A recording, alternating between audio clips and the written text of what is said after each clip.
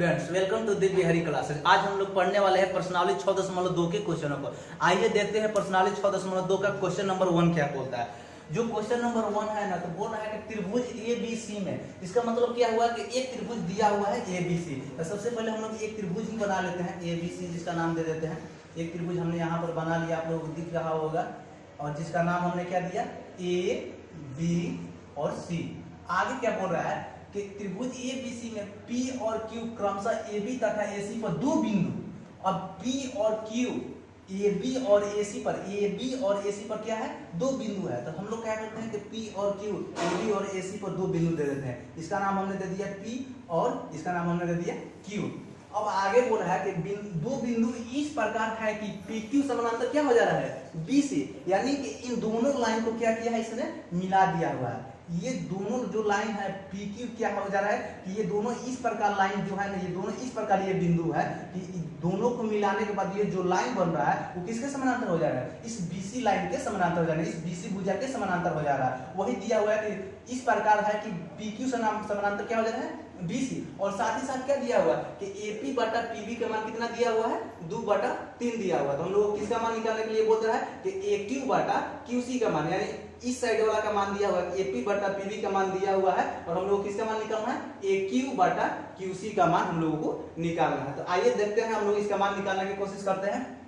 तो सबसे पहले हम लोग लिखेंगे दिया है, क्या लिखेंगे, दिया है। तो क्या दिया हुआ है, दिया है हम लोगों के लिए क्या दिया हुआ है, जो दिया हुआ है क्या, AP बटा PB बराबर कितना मान दिया हुआ है, AP बटा PB बराबर 2/3 दिया हुआ है। और साथ ही साथ क्या दिया हुआ है, PQ समानांतर BC, PQ समानांतर BC। हम लोग जानते हैं कि एथेल्स प्रमेय से कि अगर किसी भी त्रिभुज में एक भुजा के समानांतर कोई दूसरी भुजा खींची जाए, कोई अन्य रेखा खींची जाए, तो जो ये अन्य रेखा होती है ना, तो उस त्रिभुज की भुजाओं को एक ही अनुपात में विभाजित करती है। इसको हम लोग क्या बोलते हैं, थेल्स प्रमेय बोलते हैं। और थेल्स प्रमेय को हमने प्रूफ भी कराया हुआ है कि अगर किसी भी त्रिभुज में एक भुजा के समानांतर कोई अन्य रेखा खींची जाए, तो जो अन्य रेखा खींची जाती है ना, ये वाली अन्य रेखा है ना, तो उस त्रिभुज की भुजाओं को एक ही अनुपात में विभाजित करती है। एक ही अनुपात का मतलब क्या हुआ कि जितना AP बटा PB का मान होगा उतना ही किसका मान होगा, AQ बटा QC का मान होगा, या जितना AP बटा AB का मान होगा उतना ही किसका मान होगा, AQ बटा QC का मान होगा। इस सबको हम लोगों ने प्रूफ भी किया हुआ है। अगर आप लोग अभी तक नहीं सीखा है प्रूफ करना थेल्स प्रमेय, तो आप लोग जाके यहाँ से देख सकते हैं दिव्य हरी क्लासेस पर। तब यहाँ से हम लोग लिख सकते हैं, जब PQ समानांतर BC दिया हुआ है तो यहाँ से हम लोग क्या लिखेंगे, इसलिए थेल्स प्रमेय से, जब हम लोग थेल्स प्रमेय से लिखेंगे तो हम लोग जानते हैं थेल्स प्रमेय भुजाएं क्या हो जाती हैं, एक ही अनुपात में विभाजित हो जाती है। तो यहाँ से हम लोग क्या लिखेंगे कि AP बटा PB बराबर AQ बटा QC, AQ बटा QC। अब यहाँ से देखिए AP बटा PB का मान हम लोगों को क्या दिया हुआ है, यहाँ पर दिया हुआ है कितना, 2/3। तो AP बटा PB के स्थान पर हम लोग क्या लिख सकते हैं, 2/3 बराबर क्या हो जाएगा, AQ बटा QC, AQ बटा QC। अब यहाँ से देखिए आप लोग, हम लोग का मान किसका निकालना था, AQ बटा QC का ही मान निकालना था। देखिए यहाँ पर दिया हुआ कि AQ बटा QC का मान कितना हुआ, तो AQ बटा QC का मान कितना हो जाएगा, 2/3 हो जाएगा। तो यहाँ पर हम लोग लिख देंगे, इसलिए AQ बटा QC बराबर 2/3। देखते हैं क्वेश्चन नंबर 2। क्वेश्चन नंबर 2 के पहला में दिया हुआ है, एक फिगर दिया हुआ है और दिया हुआ है कि AD का मान दिया हुआ 1.5 सेंटीमीटर, DB का मान दिया हुआ 3 सेंटीमीटर, AE का मान दिया हुआ 1 सेंटीमीटर और EC का मान पूछ दे रहा है। और साथ ही साथ दिया हुआ कि जो DE लाइन है ना, वो BC के समानांतर है। तो हम लोग यहाँ पर क्या दिया हुआ है, तो दिया हुआ है, जो दिया हुआ हम लोग यहाँ पर पहले से लिख दिया हुआ है। अब हम लोग इसको हल करते हैं। तो यहाँ पर क्या दिया है, तो जो DE लाइन है किसके समानांतर है, BC के समानांतर है। तो जब एक किसी भी त्रिभुज में एक भुजा के समानांतर कोई अन्य भुजा हो जाती है, तो हम लोग क्या जानते हैं, थेल्स प्रमेय से उसकी भुजाएं क्या हो जाती है, एक ही अनुपात में विभाजित हो जाती है। इसको हम लोगों ने प्रूफ भी किया हुआ है। तो यहाँ से हम लोग लिख सकते हैं, इसलिए थेल्स प्रमेय से जब हम लोग थेल्स प्रमेय से लिखेंगे तो क्या हो जाएगा, जो AD बटा DB का मान होगा किसके बराबर हो जाएगा, AE बटा EC के बराबर हो जाएगा। यानी हम लोग लिख सकते हैं AD बटा DB बराबर AE बटा EC।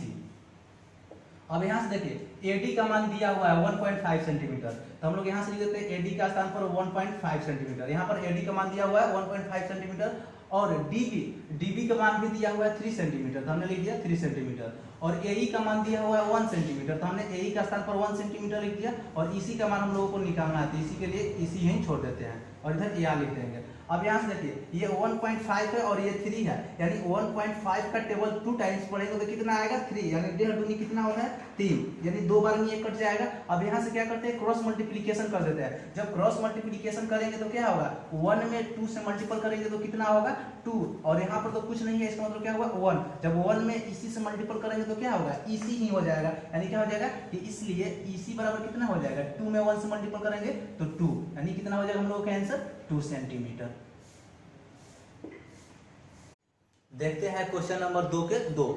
क्वेश्चन नंबर 2 के 2 में दिया हुआ है, फिगर दे दिया हुआ है और दिया हुआ है कि जो डीई है बीसी के समानांतर है, और इसमें पूछ दे रहा है एडी का मान कितना होगा, और उसमें दिया हुआ हम लोग को क्या कि बीडी बराबर 7.2 सेंटीमीटर, ईसी बराबर 5.4 सेंटीमीटर और एई बराबर 1.8 सेंटीमीटर। इन्हीं सारी बातों को हमने पहले से ही लिख दिया हुआ कि डीई समानांतर बीसी जो पहले से दिया हुआ है। अब हम लोग इसको सोल्व करते हैं। हम लोग किसका मान निकालना है एडी बटा डीबी का। तो हम लोग क्या जानते हैं, अगर किसी भी त्रिभुज में एक भुजा के समानांतर कोई अन्य रेखा खींची जाती है ना, तो जो ये अन्य रेखा खींची जाती है तो इस त्रिभुज के भुजाओं को एक ही अनुपात में विभाजित कर देती है। हम लोगों ने थेल्स प्रमेय में इसको सिद्ध भी किया हुआ है और सीखा भी है कैसे।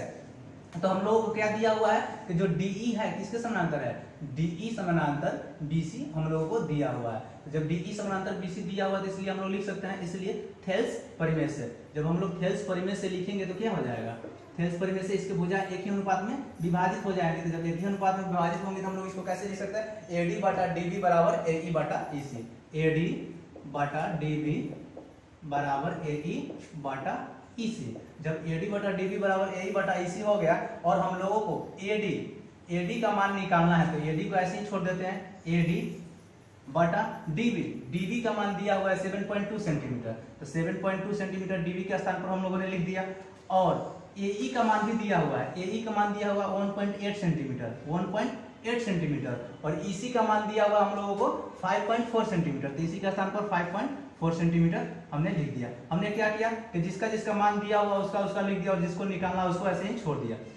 अब आइए यहाँ से क्या करते हैं क्रॉस मल्टीप्लिकेशन करते हैं। हम लोग क्या करते हैं क्रॉस मल्टीप्लिकेशन। अब यहाँ से देखिए इस पॉइंट से ये वाला पॉइंट खत्म हो जाएगा, यानी पॉइंट से पॉइंट कैंसिल कर देते हैं। अब यहाँ इसके बाद में हम लोग क्रॉस मल्टीप्लिकेशन कर लेते हैं। जब हम लोग क्रॉस मल्टीप्लिकेशन करेंगे तो क्या होगा एडी इंटू 54, अब ये पॉइंट से पॉइंट कैंसिल हो गया तो क्या हो जाएगा 54 और क्या हो जाएगा इंटू बराबर क्या हो जाएगा 7.2 इंटू 18, 7.2 इंटू 18।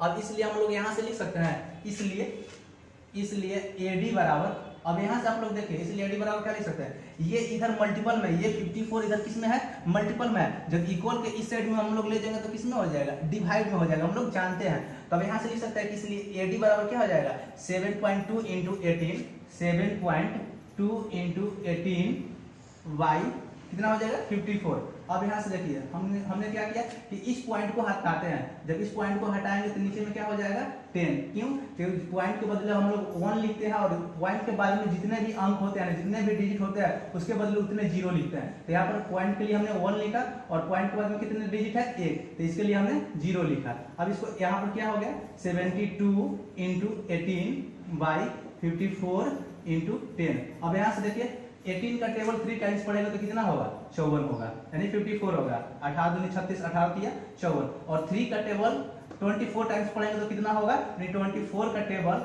हम लोग 3 टाइम्स पढ़ेंगे तो कितना हो जाएगा 72, यानी 72, यानी हमने यहाँ पर क्या लिख दिया 24। अब यहाँ पर देखिए क्या हुआ कि 24/10 हम लोग क्या है 24/10, 24/10 का मतलब कितना हुआ 2.4 सेंटीमीटर। यही आपका आंसर होगा।